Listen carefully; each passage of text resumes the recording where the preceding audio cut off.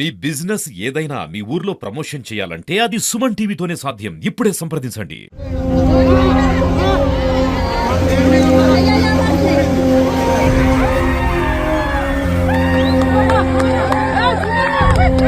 మొత్తం 4 రూమ్స్లలో 3 రూమ్స్ కూలిపోయినాయి. ఒకే ఒక రూమ్ మీద ఉన్నాం మేము. దాదాపు ఒక 4.5 5 అవర్స్ దాకా ఒకే రూమ్ మీద ఉన్నాం మేము.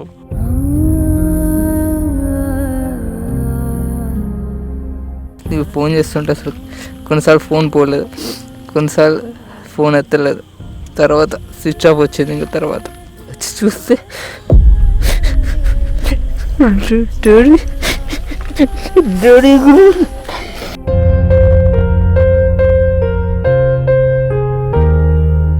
డాడీ అప్పుడు ఒకవేళ పడితే ఆ చెట్టుని పట్టుకోరా అని చూపించిండు కొన్ని చెట్లని. ఇద్దరం అసలు మమ్మీ ఎడిపోయిందో కూడా తెలియదు ఫ్లోలో.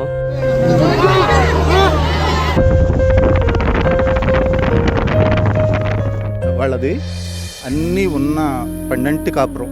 ఆ కాపురం ఒక్కసారిగా చిత్రమైపోయింది. అసలు వీళ్ళ చదువులు అయిపోతున్నాయి, నెక్స్ట్ మా భవిష్యత్తు బాగుంటుంది, వాళ్ళిద్దరికీ జాబ్స్ వస్తాయి, నెక్స్ట్ మా మంచి రోజులు అని ఆ భార్యాభర్తలు ఎన్నో కలలు కన్నారు.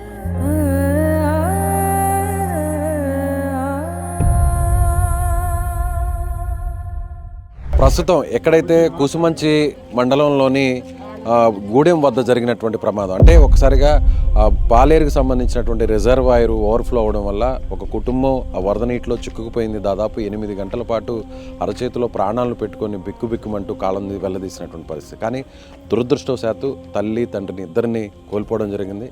కానీ అందులో కొంత అదృష్టవశాత్తు మన ముందున్నటువంటి షరీఫ్ ప్రాణాలతో బయటపడ్డాడు. నిజంగా తల్లిదండ్రులు కళ్ళ ముందే కొట్టుకుపోవడం అనేది ఎవరికి కూడా జీవితంలో అలాంటి బాధాకరమైన సంఘటన రాకూడదు.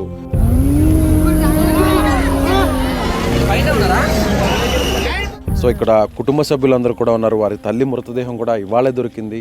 2 రోజుల కిందట తండ్రి మృతదేహం దొరికింది. ఇప్పుడు కరోనాకి సంబంధించినటువంటి ఏర్పాట్లన్నీ కూడా జరుగుతున్నాయి. కుటుంబ సభ్యులందరూ కూడా ఆ ఇద్దరు కుటుంబాలకి, షరీఫ్ వారి సోదరుడు కూడా బెంగళూరులో చదువుతున్నాడు, షరీఫ్ కూడా చదువుతున్నాడు. కానీ అనారోగ్యంగా ఉండడం వల్ల 2 రోజుల కిందటే ఇంటికి వచ్చాడు. అసలు ఏం జరిగింది? కానీ ఈ టైంలో షరీఫ్ని మనం మాట్లాడించే ప్రయత్నం చేయాలన్నా కూడా కొంత ఇబ్బందిగా ఉంది. కానీ ప్రభుత్వం వైపు నుంచి ఏం జరిగిందనే విషయాన్ని కానీ ఓపెన్గా చెప్పగలిగితే ప్రభుత్వం కూడా పూర్తిగా సహకారం అందించాలని మనం కూడా సుమన్ టీవీ తరఫున కోరుకుంటున్నాం. ఒకసారి మాట్లాడించేటువంటి ప్రయత్నం చేద్దాం. షరీఫ్, సారీ అమ్మా, ఈ టైంలో నిన్ను మాట్లాడించడం మాకు కూడా బాధగా ఉంది. కానీ కొంచెం ఓపిక తెచ్చుకున్నా. అసలు ఏం జరిగిందమ్మా, ఎంత ఇబ్బంది పడ్డారు అడగడానికి కూడా నాకు కూడా చాలా ఇబ్బంది. అసలు బతుకుతారు అనుకున్నారా అమ్మా నాన్న?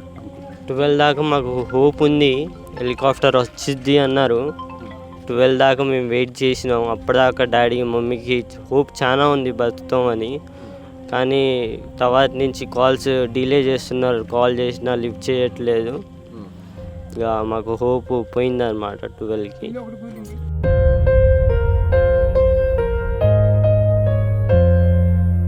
మామూలుగా మీరు ఇంట్లో పడుకో ఉన్నారా?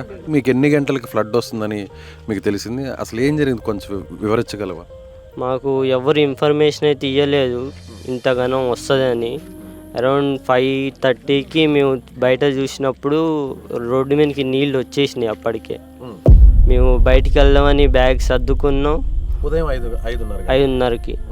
అయితే బయటికి వెళ్దాం అనుకున్నప్పుడు మా ఇంటి గేట్ల దగ్గర అప్పటికే ఫ్లో వచ్చేసింది అనమాట. వాటరు బయటికి వెళ్ళకుండా కొట్టేసింది దారి. అప్పటికే బయటికి వెళ్ళేది కాలేదు మేము. ఇక అప్పటి నుంచి ఇక మొదలుపెట్టినాం, ఊరోళ్ళకి ఫోన్లు చేస్తున్నాం, ఇరికినాం మమ్మల్ని కాపాడాలని. అప్పటి నుంచి 7 దాకా ఫోన్లు చేస్తూనే ఉన్నాం, కిందే ఉన్నాం. అప్పటి ఫ్లో సడన్గా పెరిగినాయి అనమాట. ఫ్లో పెరిగినప్పుడు మేము ఇక ఇల్లు ఎక్కుదాం అనుకున్నాం. ఇల్లు ఎక్కినాం, మమ్మీ, నేను, డాడీ 3 మొబైళ్ళు తీసుకొని, నాయి డాడీ ఇక అందరికి ఫోన్లు చేసి వెయిట్ చేస్తూ ఉన్నాం మేము, ఎవరన్నా వస్తారా అని హెల్ప్కి. 5 గంటలకి ఫ్లడ్ వచ్చింది అంటున్నారు. మీరు బిల్డింగ్ పైకి, అంటే ఇంటి పైకి ఎన్ని గంటలకు ఎక్కారు మీరు? అరౌండ్ 7:30 8కి. 8 నుంచి మీరు కాల్స్ చేస్తూ ఉన్నారు? కాల్స్ చేస్తూనే ఉన్నాం. అప్పుడు మీకు లైఫ్ జాకెట్స్ డ్రోన్ ద్వారా పంపించారు. ఎన్నింటికి పంపించారు? 12 11:30 12 అయింది. ఆ తర్వాత జాకెట్స్ వేసుకున్నారా? జాకెట్స్ వేసుకున్నాం. నువ్వు వేసుకున్నావు, అమ్మ వేసుకుంది, నాన్న కూడా వేసుకున్నావు. ముగ్గురం వేసుకున్నాం లైఫ్ జాకెట్స్. తర్వాతకి అరౌండ్ 1:30కి మాది మొత్తం 4 రూమ్స్లలో 3 రూమ్స్ కూలిపోయినాయి. ఒక రూమ్ మీద ఉన్నాం మేము. దాదాపు ఒక 4.5 అవర్స్ దాకా ఒకే రూమ్ మీద ఉన్నాం మేము. తర్వాతకి ఆ ఒక్క రూమ్ కూడా పడిపోయింది అనమాట. పడిపోయినప్పుడు ముగ్గురం ఇక కొట్టుకొని పోయినాం. డాడీ అవుపడలేదు. కొద్దిసేపటికి మమ్మీతో నేనున్న ఒక 1 minute దాకా. మమ్మీ కూడా కొద్దిసేపు అయినాక అవుపడలేదు.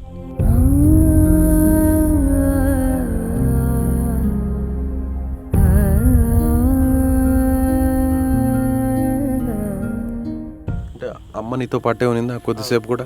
కొద్దిసేపు ధైర్యం చెప్పావా? నువ్వేమన్నా అమ్మకి ధైర్యం చెప్పావా? అమ్మ కూడా నీకేమన్నా ధైర్యం చెప్పింది? డాడీ అవుపడపోయి మమ్మీ డాడీని చూడరా అన్నది. నేను డాడీ అని మొత్తుకున్నా ఒక 2-3 సార్లు.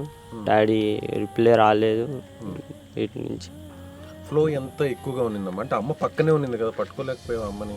లేదు, పట్టుకోలేనంత ఫ్లో ఉంది. ఫ్లో చాలా ఎక్కువ ఉన్నాయి కదా, మరి పైన నీటి పైన తేలుతారు కదా? తేలాము. డాడీ ఇరుక్కున్నా అన్నారు చెట్లో. మరి ఇద్దరం అసలు మమ్మీ ఎడిపోయిందో కూడా తెలియదు ఫ్లోలో. అప్పుడు ఆ 8 గంటలు అరచేతుల్లో ప్రాణాలు పట్టుకొని ముగ్గురు కూడా మాట్లాడుకుంటూ ఉంటారు. ఏదన్నా జరిగితే నెక్స్ట్ ఏంటి, ఏం చేయాలి అని. ఎలా అయినా అమ్మ నాన్న ముగ్గురు బతుకుతారనే నమ్మకంలో ఉన్నారా అమ్మ నాన్న?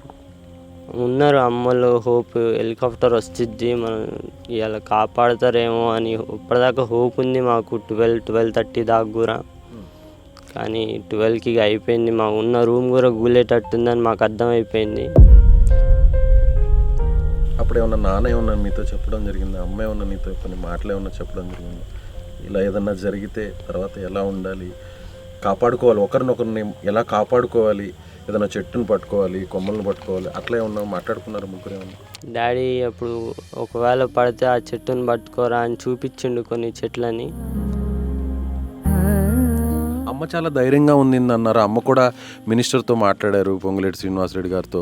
ఖచ్చితంగా హెలికాప్టర్ వస్తుంది, అలాగే మినిస్టర్ గారు కూడా ఖచ్చితంగా తీసుకొస్తామని హామీ ఇచ్చారు అని చెప్తున్నారు. అమ్మ చాలా ధైర్యంగా ఉన్నిందంట కదా చివరాఖరి వరకు కూడా?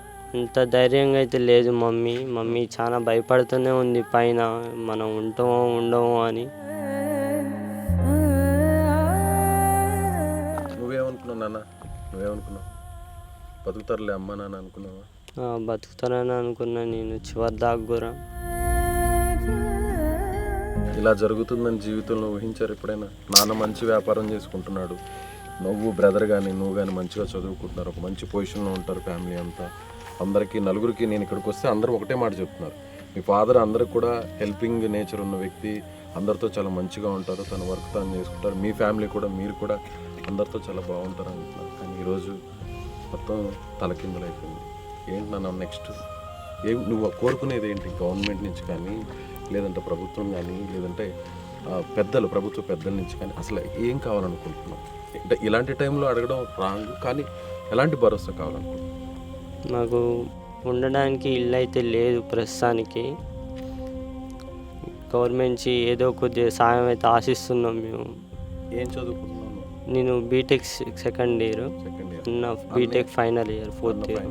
నువ్వేమన్నా చెప్పదలుచుకున్నావమ్మా? నువ్వు ఊహించావా? ఎప్పుడు తెలిసింది నీకు ఇలా జరిగిందని? బెంగళూరులో ఉన్నావు కదా.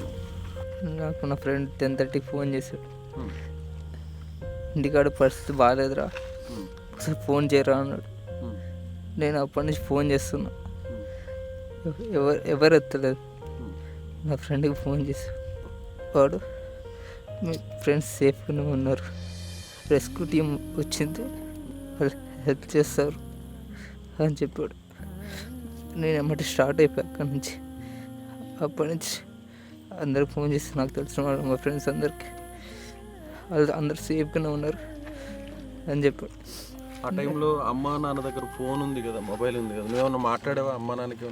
లేదు, నాకు నేను ఫోన్ చేస్తుంటే అసలు కొన్నిసార్లు ఫోన్ పోలేదు, కొన్నిసార్లు ఫోన్ ఎత్తలేదు, తర్వాత స్విచ్ ఆఫ్ వచ్చింది. ఇంకా తర్వాత నేను మా ఫ్రెండ్కి ఫోన్ చేసి సేఫ్ చేశారు, మంచిగా ఉన్నారని చెప్పి, తర్వాత నేను సేఫ్గానే ఉన్నారు అనుకున్నా. నేను మార్నింగ్ ఇక్కడికి 8 కల్లా రీచ్ అయ్యా. చూస్తే డాడీ డాడీ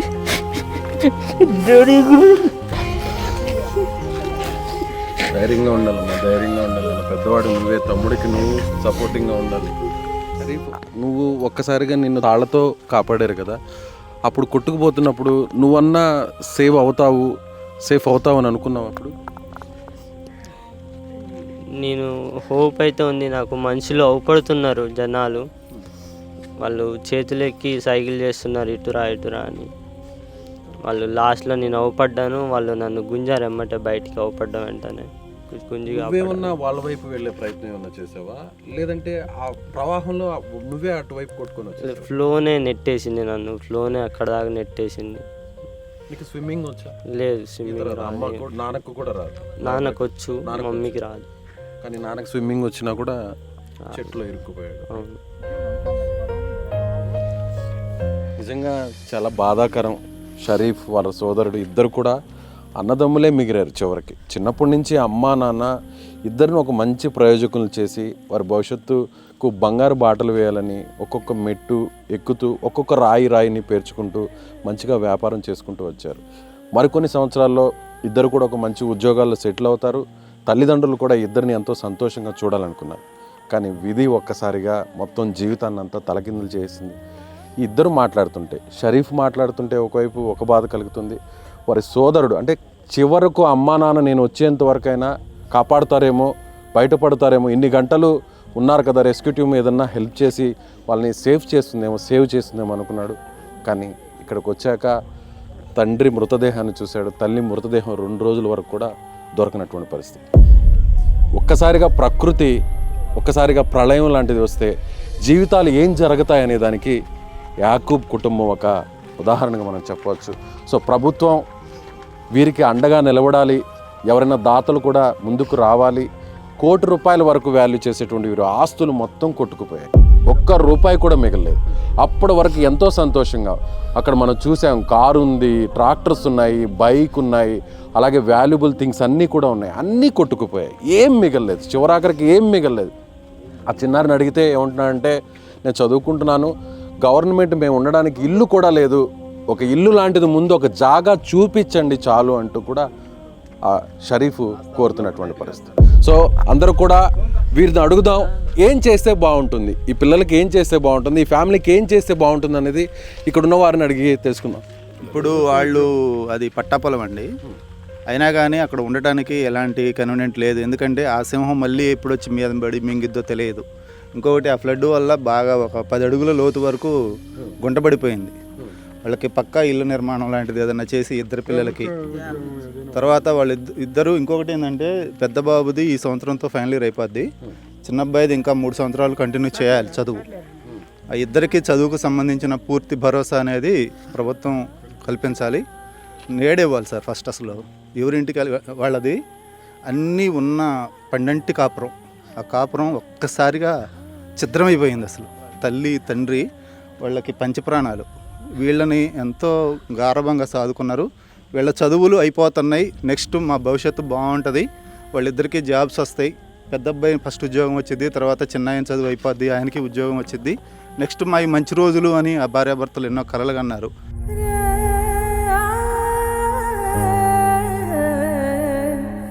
ప్రతిరోజు మేము వాళ్ళతో మాట్లాడుతూనే ఉంటాం. మా సొంత బంధువు, మా సొంత అన్నయ్య, మా వదిన.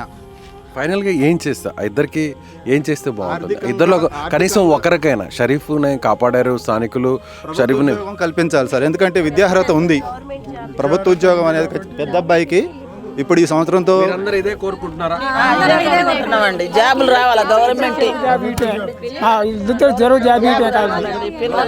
మేము కోరుకునేదల్లా ఏమీ లేదు సార్. ఆ ఇద్దరు పిల్లలకి కూడా వాళ్ళకి ఆదరు ఏమన్నా ఉన్నది అని అంటే, ఆ గవర్నమెంట్ నుంచి ఏదైనా పొందగలిగేది ఏమన్నా ఉన్నదంటే ఇద్దరు పిల్లలకు కూడా జాబే సార్. అందరూ ఒక్కసారి చెప్తారా ప్రభుత్వానికి తెలిసే విధంగా? కంపల్సరీగా ఖచ్చితంగా ఇద్దరికి గవర్నమెంట్ జాబ్, ఇద్దరు పిల్లలకి జాబ్ వాళ్ళకి జాబ్ కావాలి. కాపాడలేదు కాబట్టి వాళ్ళు ప్రభుత్వం జాబ్ ఉద్యోగాలు రావాలి, గవర్నమెంట్ జాబులు రావాలి, ప్రభుత్వం ఇల్లు కట్టియాలి. ఆ చేతిలో లేదు. అవకాశం ఉంది, వాళ్ళకి అవకాశం ఉంది. ప్రభుత్వం కాపాడలేదు కాబట్టి ఆ ఇద్దరు పిల్లలకి న్యాయం చేయాలి, ఇద్దరు పిల్లలకి జాబ్ ఇప్పియాలి. వాళ్ళు బాధపడ్డారు, ఇప్పటిదాకా మేము కాపాడలేదని బాధపడ్డారు. మీరంతా గ్రామస్తులు, బంధువులంతా, కుటుంబ సభ్యులంతా ఆ ఇద్దరు ఇప్పుడు అనాథలుగా మారారు. మీరందరూ ఇదే విధంగా చివరి వరకు సపోర్ట్ గా ఉంటారా?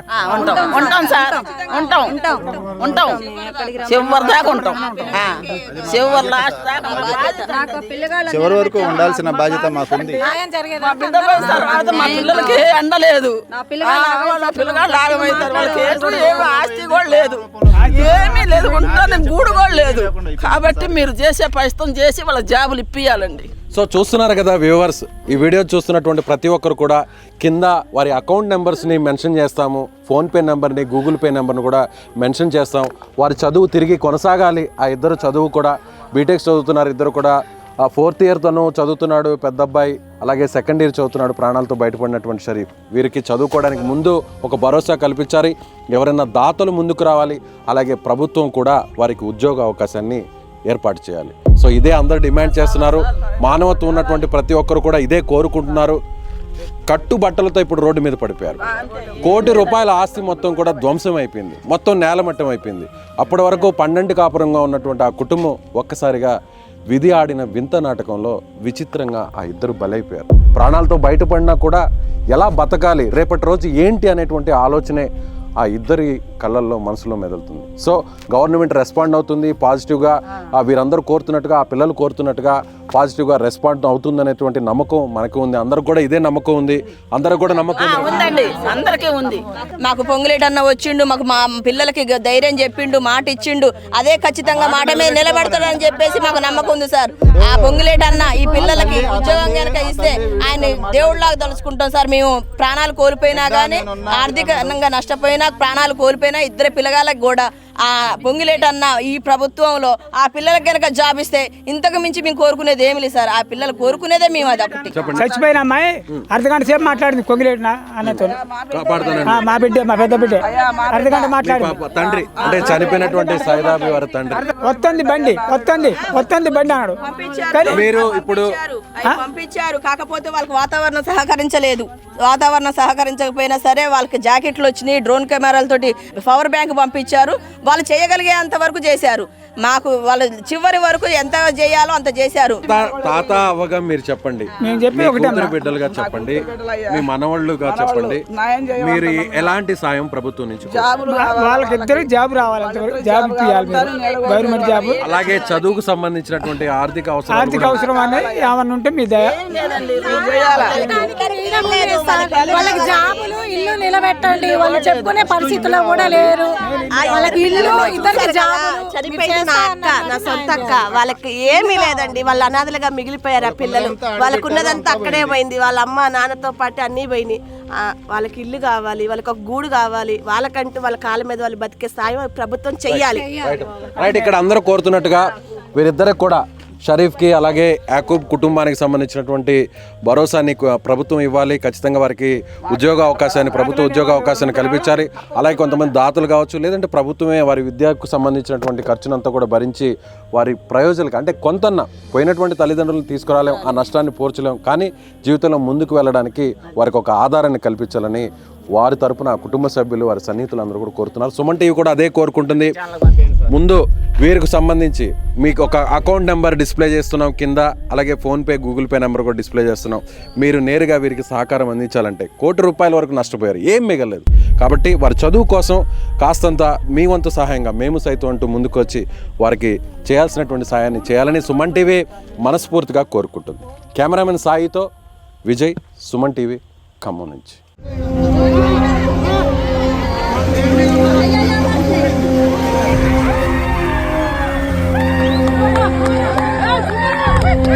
మొత్తం 4 రూమ్స్లలో 3 రూమ్స్ కూలిపోయినాయి. ఒకే ఒక రూమ్ మీద ఉన్నాం మేము.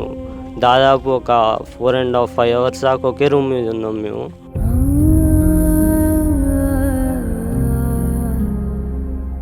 ఫోన్ చేస్తుంటే అసలు కొన్నిసార్లు ఫోన్ పోలేదు, కొన్నిసార్లు ఫోన్ ఎత్తలేదు. తర్వాత స్విచ్ ఆఫ్ వచ్చింది. ఇంకా తర్వాత వచ్చి చూస్తే డాడీ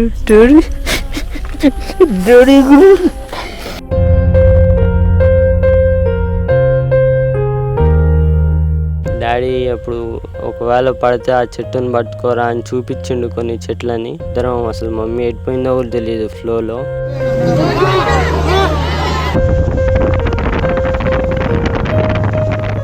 వాళ్ళది అన్నీ ఉన్న పండంటి కాపురం. ఆ కాపురం ఒక్కసారిగా చిత్రమైపోయింది అసలు. వీళ్ళ చదువులు అయిపోతున్నాయి, నెక్స్ట్ మా భవిష్యత్తు బాగుంటుంది, వాళ్ళిద్దరికీ జాబ్స్ వస్తాయి, నెక్స్ట్ మా మంచి రోజులు అని ఆ భార్యాభర్తలు ఎన్నో కలలు కన్నారు.